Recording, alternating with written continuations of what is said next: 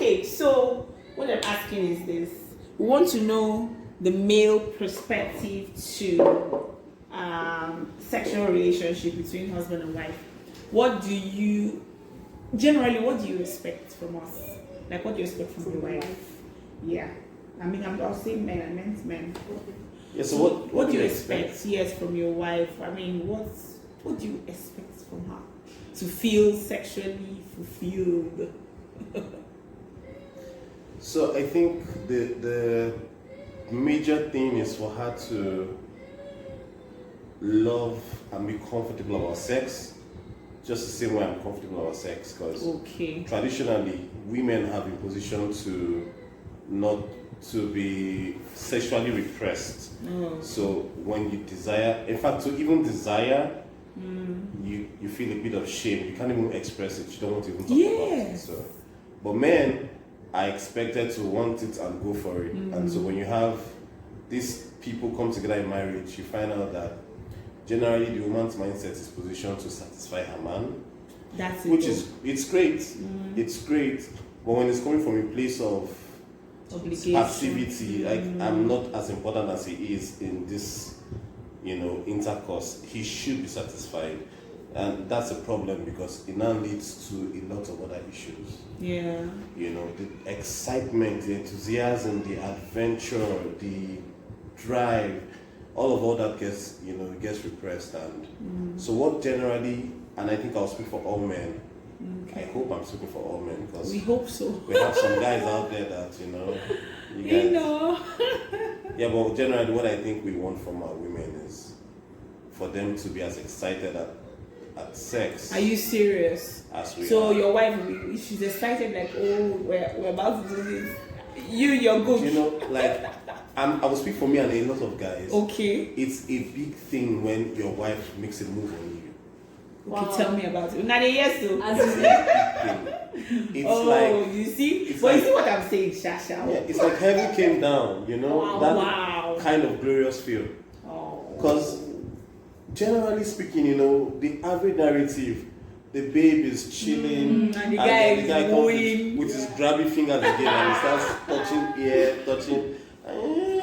Stop it, I like it. And then, so it's almost an unspoken code. Yeah. We make the move, and then sometimes we make the move and she's not in the mood, and we now get rejected. Hardly, very, very hardly will you hear a woman say she was turned down by her husband. Yeah. It happens in rare cases where there are issues, but it's not as often. And I think usually women when there are issues, they try to reconcile with, their availability.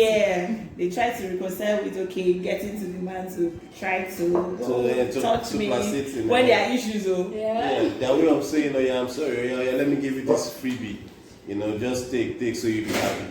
Okay. But, so it's a big thing when your wife makes a move on you, when your wife makes a move on you, she comes at you wanting you, tries to seduce you, and I mean that in a marital context. That really makes a guy feel good. It's not just about her allowing him to make love to her. It communicates her desire for him. Okay. I want you as much as you want me. That's what it says to us. Wow. Like, I want you as much as you want me. I find you as attractive physically as you find me. And it does something to our ego. This babe thinks I'm hot. This is why I'm hot, Man's hot. Okay, so she asked you a question previously. How does the woman turning you down make you feel? Terrible. Very, very terrible.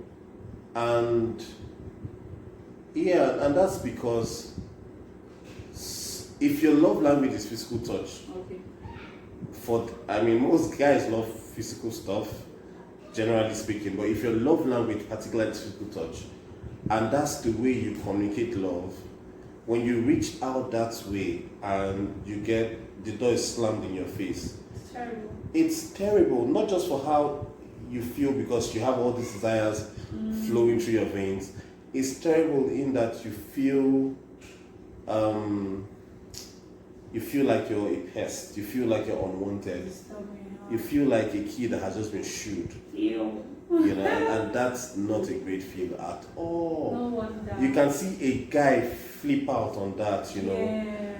You can do everything nice. You could have prepared a lovely meal. You could have done everything nice during the day. And then when he makes a move on you, you say, please, you know.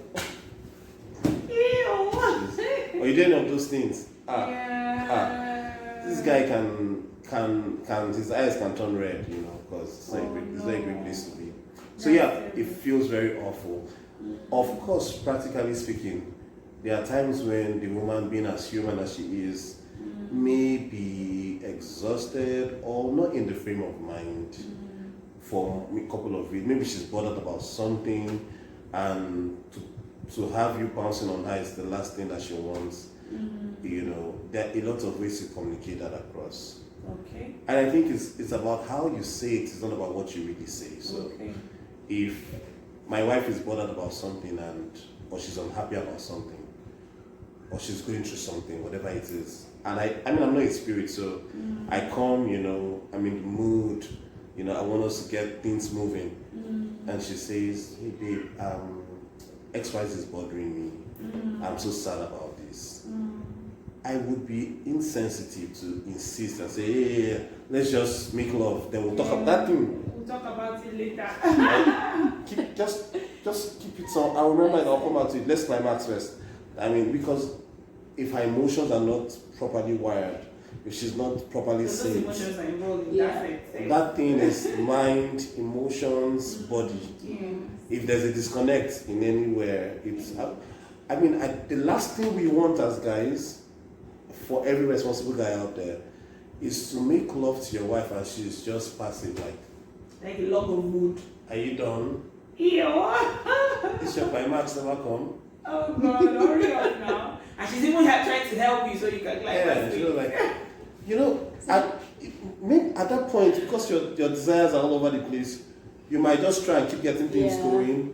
But deep down, when it's not satisfying, you feel worse off at the end of the day, because I mean, it's almost like you made love to a log of wood. A log of wood. At least it's worse than log of wood.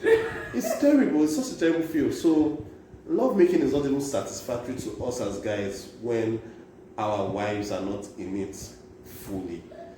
It's not.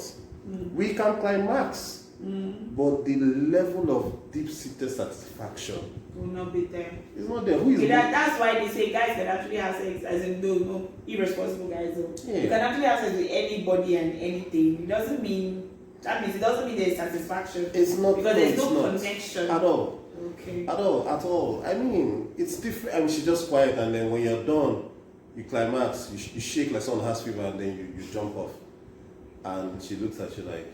You don't.